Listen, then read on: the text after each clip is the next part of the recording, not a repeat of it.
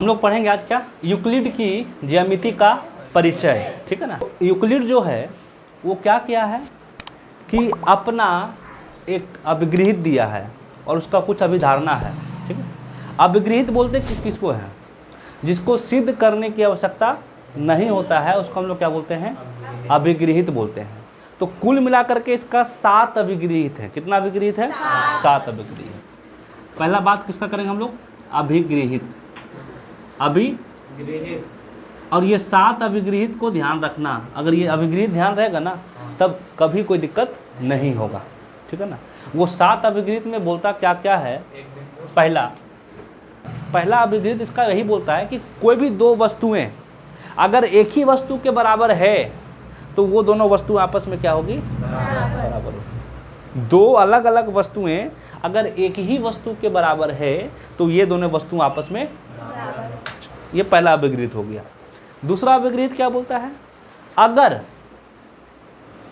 दो चीज बराबर है, मेरे पास पहले से बराबर है, अगर बराबर में कुछ जोड़ दें दोनों तरफ, दो बराबर है, दो आदमी का मान लो 5-5 रुपया था तो दोनों के पास बराबर रुपया था।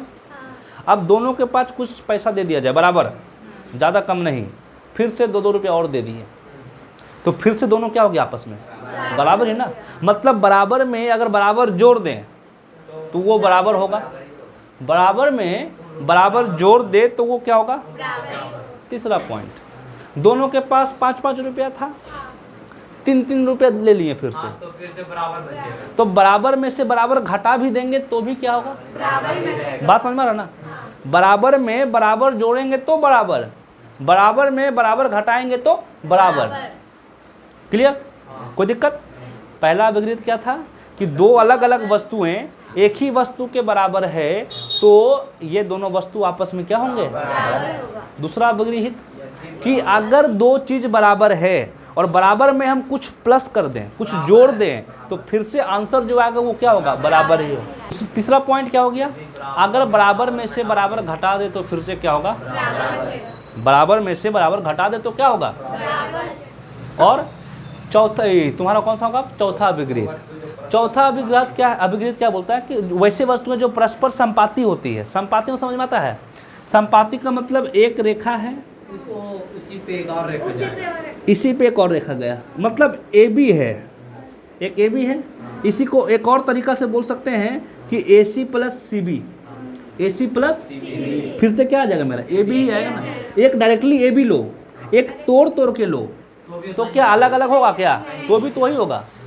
जो वस्तुएं परस्पर संपाती है वो दोनों आपस में क्या होती है, जो वस्तुएं परस्पर संपाती है वे एक दूसरे के क्या होती है, बराबर होती है। ये मेरा चौथा अभिगृहित बोलता है।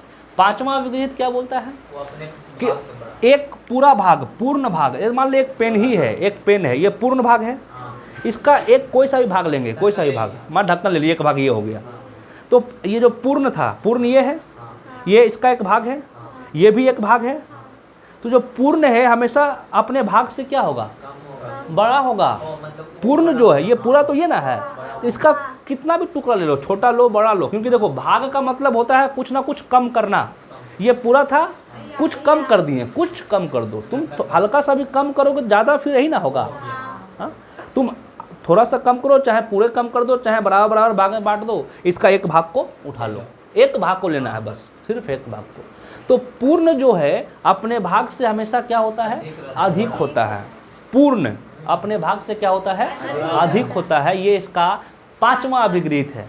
छठा अभिगृहित क्या बोलता है कि वैसी अगर वस्तुएं हैं उसको एक ही दो बराबर चीज है, दो वस्तुएं क्या है, सेम नंबर से गुना कर दे तो भी सेम होगा, बराबर ही होगा, सेम नंबर से भाग कर दे तो भी क्या होगा।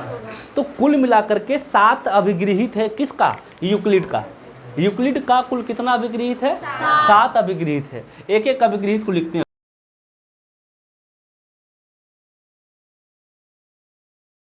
ठीक है, तो यूक्लिड का कुल कितना अभिगृहित है, 7 अभिगृहित। एक फिर से रिपीट कर ले, ठीक है ना। हम लोग का पहला अभिगृहित क्या बोलता है कि अगर दो वस्तु अलग अलग है, मतलब दो अलग अलग वस्तु एक ही वस्तु के बराबर है, दो अलग अलग वस्तु एक ही वस्तु के बराबर है तो वो दोनों वस्तुएं आपस में बराबर होंगी है या बराबर होती है। क्लियर ना? क्या बोले? अगर दो वस्तु एक ही वस्तु के बराबर है तो ये दोनों आपस में क्या होगा? बराबर होगा। दूसरा नियम क्या बताए थे? यदि बराबर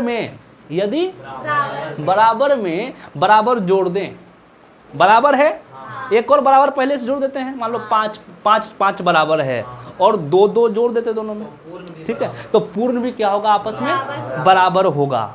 अगर दो वस्तुएं पहले से बराबर है और उसमें कुछ बराबर को जोड़ दिया जाए तो आंसर जो भी आएगा फिर से क्या होगा?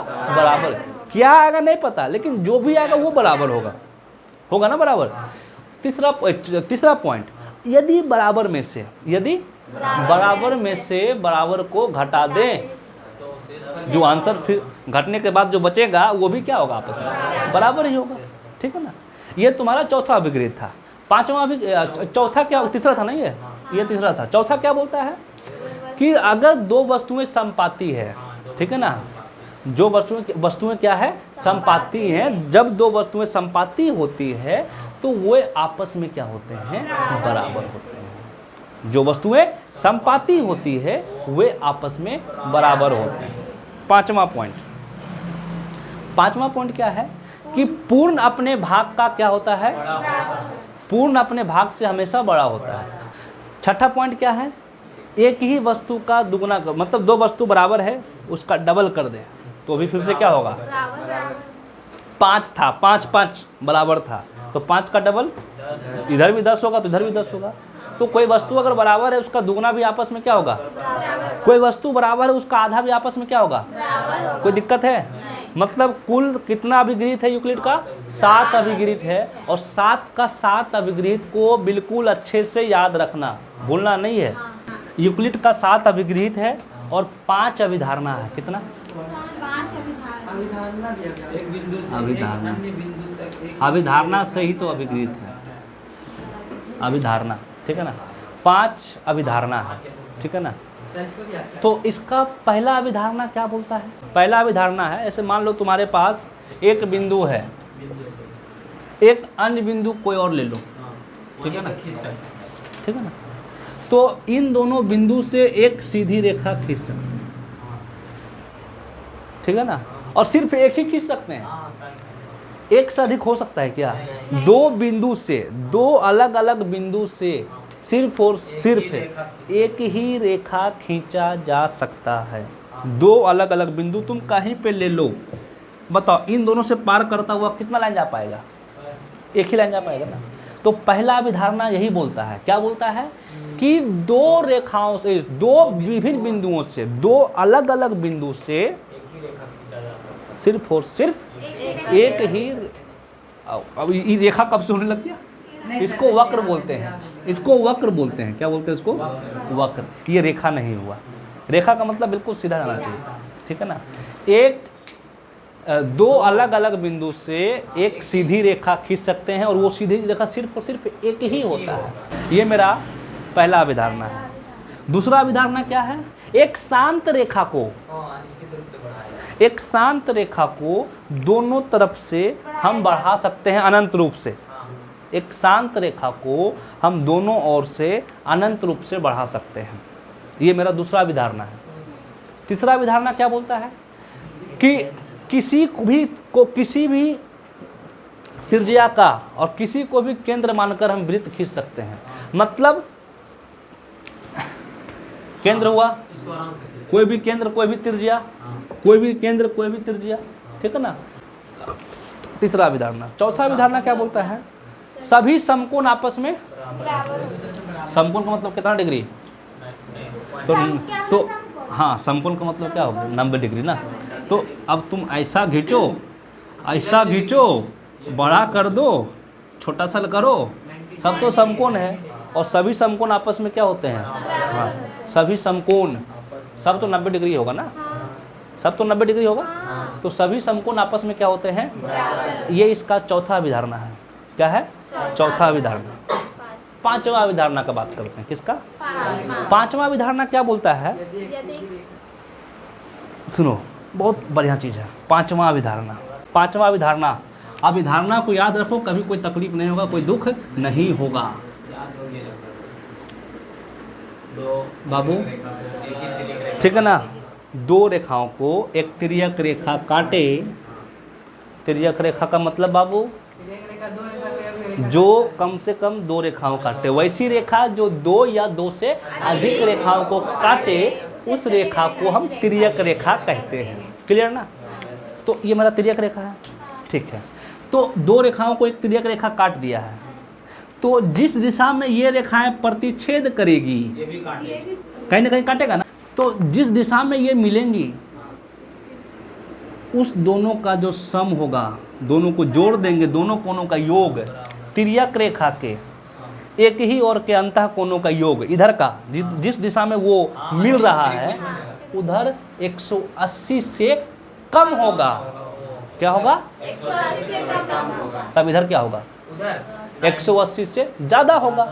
अरे एक तरफ 180 से कम है तो एक तरफ 180 से क्या होगा? एक बार लिख ले थोड़ा सबको, तो लिखते हैं। 5 अभिधारणा। कितना अभिधारणा बाबू? 5 अभिधारणा। लिखो 5 अभिधारणा।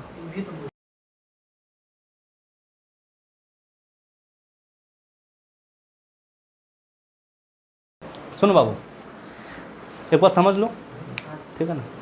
यूक्लिड का टोटल 5 अभिधारणा है। कितना? 5। बताया था ना। तो 5 में क्या है? पहला अभिधारणा क्या बोलता है? दो बिंदुओं से एक सीधी रेखा खींची जा सकती है। दूसरा, एक शांत रेखा को अनंत रूप से, अनिश्चित रूप से बढ़ाया जा सकता है। तीसरा अभिधारणा, किसी को केंद्र मानकर किसी भी त्रिज्या का वृत्त खींच सकते हैं। चौथा अभिधारणा, सभी समकोण आपस में बराबर होते हैं। और 5वां अभिधारणा, इसको बताएं थे फिगर से कितना अच्छा से, कि दो रेखा है उसको कोई प्रतिच्छेद कर दिया तो तिर्यक रेखा के एक ही ओर के अंतः कोण, या तो इधर का या तो इधर का, तो जिस दिशा में ये मिलेगा उस दिशा में 180 से कम होगा, और जिस दिशा में उसको बढ़ाने पर नहीं, कभी नहीं मिलेगा, उधर 180 से ज़्यादा होगा। बोलो कोई दिक्कत है? तो कुल मिलाकर आज क्या क्या बात की हम लोग? यूक्लिड का 7 अभिगृहित और 5 अभिधारणा। दुख है आज के लिए इतना काफ़ी है। इतना कोई दिक्कत? बाकी इसका क्वेश्चन सब करते हैं नेक्स्ट क्लास में, ठीक है ना।